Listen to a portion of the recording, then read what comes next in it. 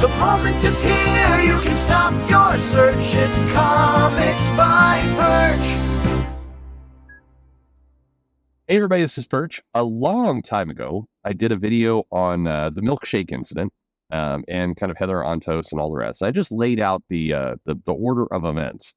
And generally, I got good people came into that video, and no matter which side, quote unquote, they're on, I didn't get a lot of criticism for that because it was pretty by the facts, ma'am, if you will, of kind of the timeline of what happened, what it was about, kind of the whole thing with Flo and everything else.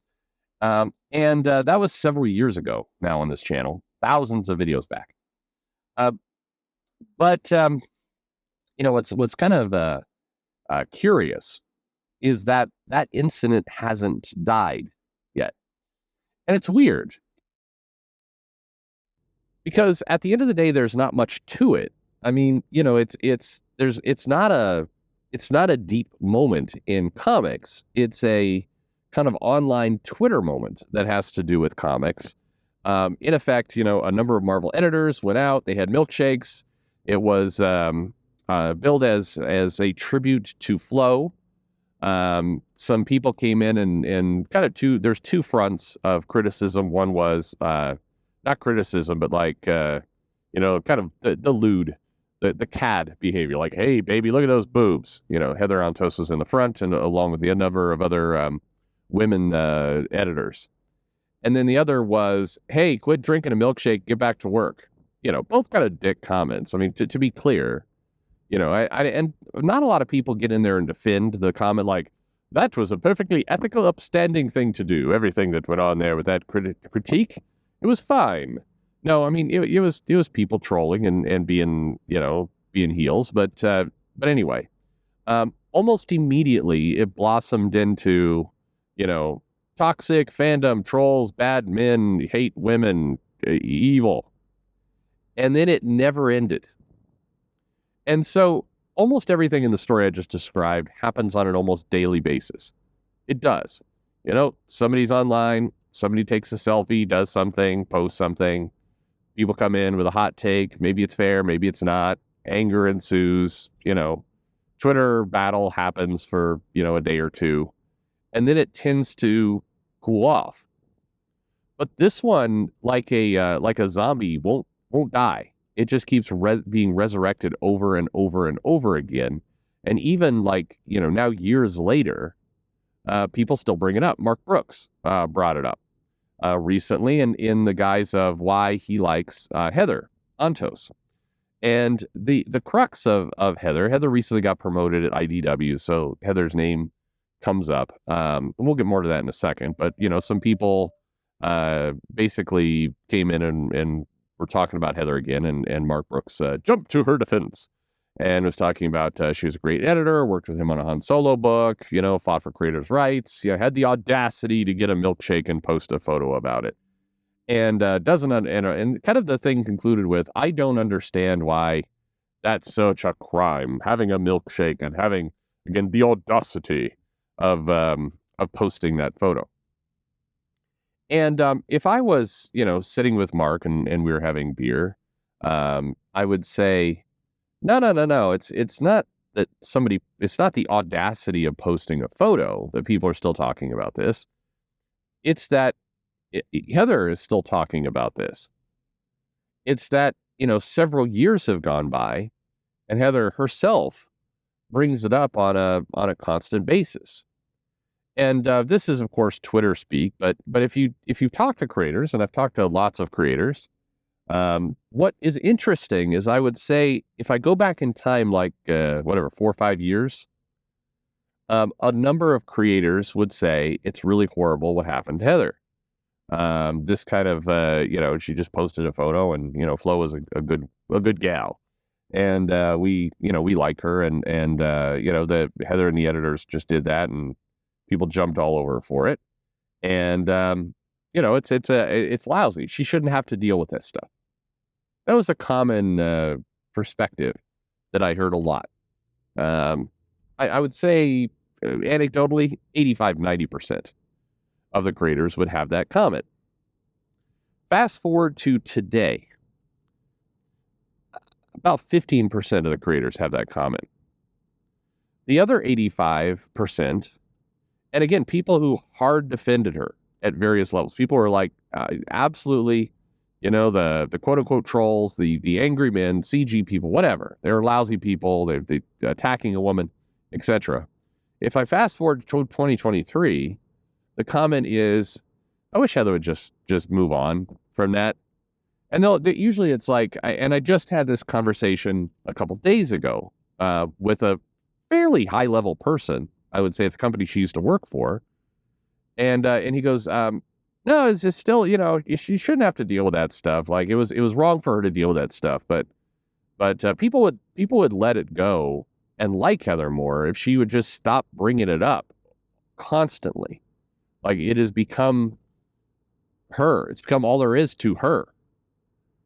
And it's just like there's not, the editor part of her job, because I've heard that the same thing Mark said, that she goes to bat for creators. I've heard that from several creators, that she actually, struggles to get, the creator, the input in time. And, with a lot of license type products, you have to get the licensor usually to sign off on things. Like, I want to use Chewbacca. It's like, oh, can you use Chewbacca? I don't know. Let's talk to the licensor. Anyway, there's a logistical job, which is the job of the editor. And I've heard a number of people say, yeah, Heather fights pretty hard to get that information in early. And, so the schedule works and, she's on her side for that. But again, 2023 comments are, a lot of people want to support her, but that is become her personality, baiting people online, kind of, trolling for anger, then going, people are attacking me, bringing up this incident that happened many, many years ago. And it's not like it needs to be brought up to always remember this thing. There's no point to that. It's not like there's a deep lesson here that's going to be lost to time if we don't keep reminding people of it. It's a cry for attention. And so what I've seen is a lot of people who once supported Heather have definitely walked away. Like that, like they're just, and it's not like they're out there online going, you bitch, nothing like that. They still like, oh yeah, Heather, yeah, good for you, good. Always support creators, yeah. But behind the scenes, in DMs, on the phone, at cons when she's not around, it's, oh my God. Oh, I guess we're going to talk about the time that the people were rude about the milkshake photo, I guess. They're doing that over and over and over. So to Mark Brooks' question, why do people keep coming back to it? It's because it hasn't ended. It's, and it, in many cases, at least, again, from the 85%, and I'm being kind of, very general with this, but I think that's pretty close, of the group of people, nobody is saying, oh man, the hateful trolls keep bringing it up. It's Heather keeps bringing it up. So why do people, why are people still annoyed with this? Why is it that, whenever there's news about Heather, I mean, Heather gets promotion at IDW, why do people jump all over it? Because she won't let it go.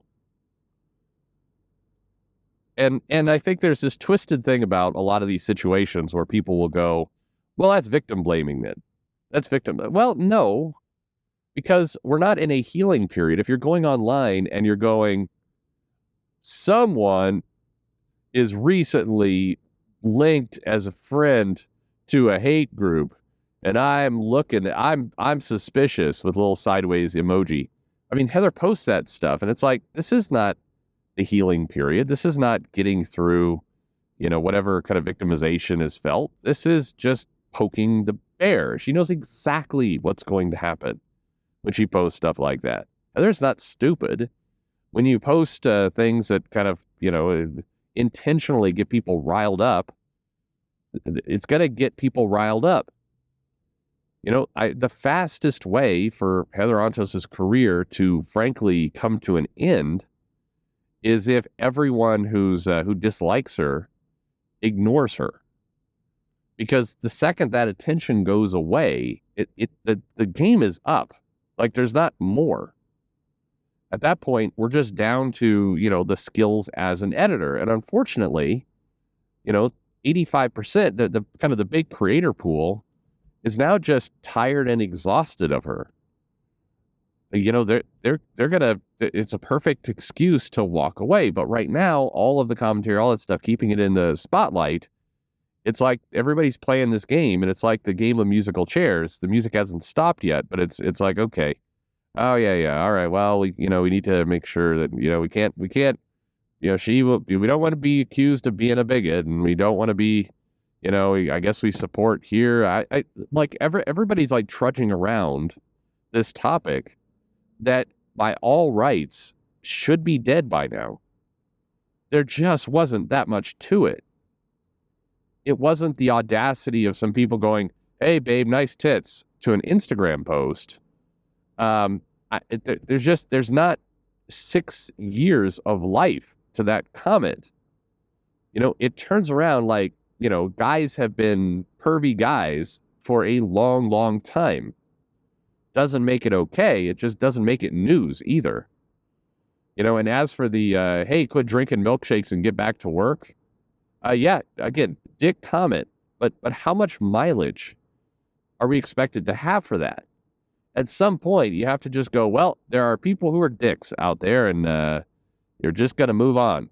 Because if we poke that, remember that, and make that comics 9/11, and that's what it feels like. I understand that's a insensitive analogy, but for God's sake, that is kind of the moment. And keep in mind, this is what Heather directly will say. Never forget the harassment I had to endure because I had the audacity of posting a photo with a milkshake. Never forget? I think most people would like to forget. I think, frankly, Heather should forget. Again, forget doesn't mean forgive. Forget just means move on with your life. It can't become the brand, the life.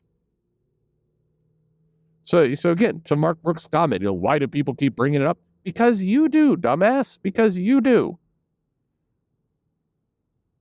Let it go. Be like Elsa.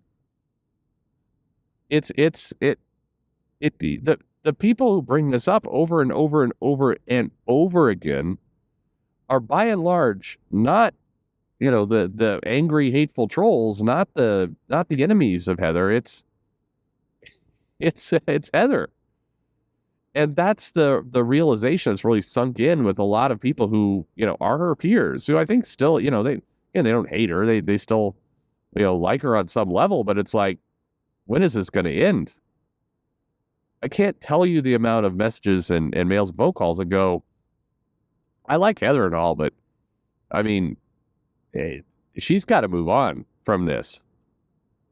Like it's pervasive. It never ends.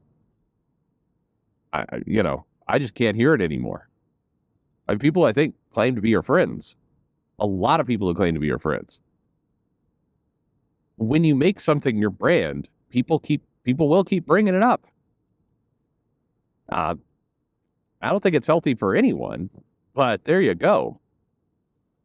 Anyway, it's striking that so much time has gone by, and there's a lot of theories. There's plenty of ideas out there. Was this all a setup?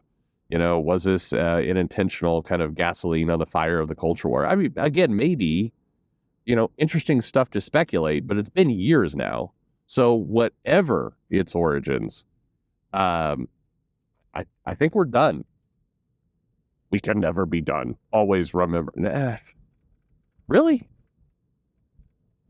I don't know. Comic creators not getting paychecks and borderline starving, not being able to afford medical treatment. Feels like more something I'd like to remember. I don't know. How's Bill Loeb's doing?